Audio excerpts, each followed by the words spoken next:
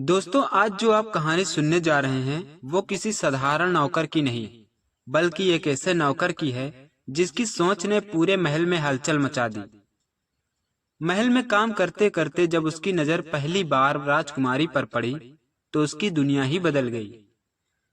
राजकुमारी की सुंदरता देख वो बेसुध हो गया। दिन रात हर वक्त हर लम्हा बस उसी का ख्याल। और तभी उसके मन में आया एक अनोखा और अजीब सी सोच। अगर राजकुमारी इतनी सुंदर है तो उसका ताला कितना अद्भुत होगा। जिस दिन उस ताले के दर्शन होंगे मैं अपनी चाबी से पूरा ताला ही खोल दूंगा। अब जरा सोचिए दोस्तों, आखिर ये ताला है क्या? क्या सच में कोई ताला है या इसके पीछे छिपा है कोई बड़ा राज? यकीन मानिए, कहानी आगे जितनी बढ़ेगी उतनी ही रहस्यमयी और मजेदार होती जाएगी। तो आइए इस अनोखी दास्तान की शुरुआत करते हैं। लेकिन उससे पहले अगर आपने अभी तक चैनल को सब्सक्राइब नहीं किया है तो तुरंत कर लीजिए, क्योंकि आगे आने वाली कहानियां आप मिस नहीं करना चाहेंगे। तो चलिए कहानी की ओर चलते हैं। बहुत समय पहले की बात है। एक राज्य में एक राजा राज करता था। बड़ा महल, बड़ी दीवारें, सब कुछ चकाचौंध था। राजा की एक ही संतान थी, वह थी राजकुमारी चांदनी। सुंदरता में बेजोड़, मासूमियत में बिल्कुल अनोखी। उसका चेहरा चांद की तरह दमकता था और उसकी मुस्कान अंधेरी रात में भी उजाला भर देती थी। लेकिन दोस्तों, कोई नहीं जानता था कि यही सुंदरता एक दिन किसी की बर्बादी का कारण बनेगी। दरअसल दोस्तों, कहानी की शुरुआत यहीं से शुरू होती है। महल में बहुत से नौकर चाकर, दास दासियां थी। लेकिन एक दिन एक नया नौकर आया जिसका काम कमरे की देखरेख और साफ सफाई का था। पहले दिन तो वह बिना इधर उधर देखे अपना काम बखूबी करता रहा। दूसरे दिन जब वह महल में साफ सफाई कर रहा था तब उसे एक दासी दिखाई दी जो बिल्कुल राजकुमारी की तरह गोरी चिट्टी थी। अभी तक वह राजकुमारी को नहीं देखा था। नौकर बोला, यह जरूर राजकुमारी की दासी है। अगर यह राजकुमारी होती तो हीरे और मोती से लदी होती। लेकिन सोचने वाली बात है कि जब दासी इतनी सुंदर तो राजकुमारी कितनी सुंदर होगी। दासी तो शादीशुदा लग रही है, तो क्या राजकुमारी का विवाह भी हो चुका होगा? ऐसा नौकर सोच सोच कर अपना काम कर रहा था। तभी दासी की नजर नौकर पर पड़ी। वह नौकर के पास आकर बोली, आप यहाँ कैसे? जानते नहीं कि यहाँ राजकुमारी का शयन कक्ष है?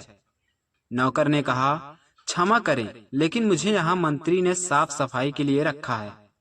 दासी बोली, ठीक है, लेकिन ध्यान रहे अच्छे से साफ करना, क्योंकि इस रास्ते से राजकुमारी आती जाती हैं।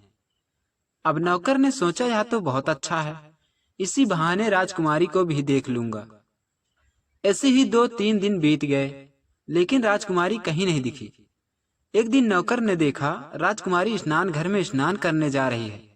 वह बगल में ही साफ सफाई कर रहा था। वह राजकुमारी को देखते ही मोहित हो गया। बाप रे, इतनी सुंदर लड़की आज तक हमने जीवन में नहीं देखा। अब नौकर के मन में खूब उल्टे सीधे विचार आने लगे। उसने मन में ही कहा, जब राजकुमारी इतनी सुंदर है तो राजकुमारी का ताला कितना सुंदर होगा। स्नान घर में एक खिड़की लगी थी जो स्नान घर के पीछे लगी थी। राजकुमारी के अंदर जाते ही वह चारों तरफ नजर घुमाया और सबसे छुप छुपा के खिड़की तक पहुंच गया। खिड़की ऊपर होने की वजह से वह पहुंच नहीं पा रहा था। तभी उसे ख्याल आया कि जिस सीढ़ी को लगाकर दीवार की जाले साफ करता हूँ उसी को लगा लूं। वह दीवार साफ करने के बहाने खिड़की के पास सीढ़ी लगा दिया और जब वह खिड़की के अंदर झांका तो उसे ऐसा कुछ दिखा जो वह सोच भी नहीं सकता था। अंदर के दृश्य को देखकर वह पागल सा हो गया। अब वह रोज दीवार साफ करने के बहाने खिड़की से झांकता और अंदर के दृश्य को देखता। खिड़की पीछे की तरफ होने की वजह से सैनिकों की नजर नहीं पड़ती थी, जिससे वह बेखौफ होकर देखता था। नौकर सोचा कि अगर राजकुमारी का ताला मिल गया तो मैं तो धन्य हो जाऊंगा और मेरा तो भाग्य ही खुल जाएगा। वह नजदीकियां बढ़ाने के लिए शयन कक्ष के पास ही यहाँ वहां टहलता रहता है और साफ सफाई करता रहता। एक दिन वह सोचा, क्यों न राजकुमारी से बात करें ताकि नजदीकियां और बढ़े। रात का समय था। वह अपने कमरे में चारपाई पर लेटा लेटा सोच रहा था कि अगर राजकुमारी के ताले का दर्शन हो गया तो मेरी चाबी का भाग्य ही खुल जाएगा। इतना अद्भुत ताला पहली बार मैंने देखा, और जब तक मैं राजकुमारी के ताले को अपनी चाबी से खोल न दूं, तब तक मुझे चैन नहीं आएगा। ऐसा सोचकर वह बोला, कल सुबह जरूर राजकुमारी से बोलूंगा, और अगर कुछ गड़बड़ हुई तो राज्य ही छोड़ दूंगा। इतना कहकर वह सो गया। जब सुबह हुई तो नौकर ने सोचा, यही मौका है, चलकर बोल देता हूँ। वह शयन कक्ष की तरफ चल दिया। जैसे ही वह नौकर शयन कक्ष की ओर बढ़ा, दासी ने उसे रोक दिया और गुस्से में कहा कि आज उसका वहां जाना मना है। नौकर हैरान रह गया। आज तक कभी ऐसा नहीं हुआ था। उसे कुछ अजीब सा महसूस हुआ। वह चुपचाप महल के पिछले हिस्से में चला गया, जहां अन्य नौकर चाकर आपस में कानाफूसी कर रहे थे। तभी उसने सुना, आज एक नौकर को फांसी दी जा रही है। उसे राजकुमारी को स्नान करते हुए झांकते हुए पकड़ा गया। ये सुनते ही उस नौकर के पैरों तले जमीन खिसक गई। उसका दिमाग सुन्न हो गया, आंखें फटी की फटी रह गई।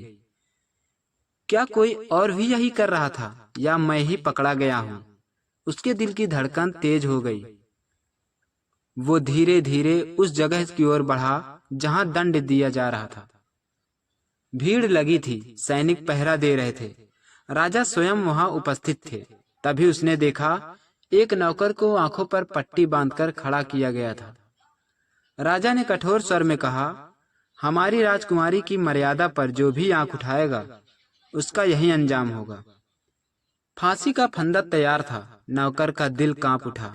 उसे लगा जैसे वो खुद ही उस फंदे में झूलने वाला है। उसी क्षण उसके भीतर कुछ टूटा और कुछ जाग गया। वो वहां से भागकर अपने कमरे में पहुंचा, चारपाई पर बैठ गया और गहरी सांस ली। क्या मैं भी वही कर रहा था? क्या मेरा मन भी वैसा ही गंदा था? क्या मैं भी किसी की इज्जत पर नजर डाल रहा था?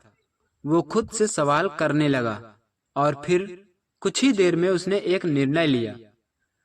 अगली सुबह वो बिना किसी को बताए चुपचाप महल छोड़कर चला जाएगा।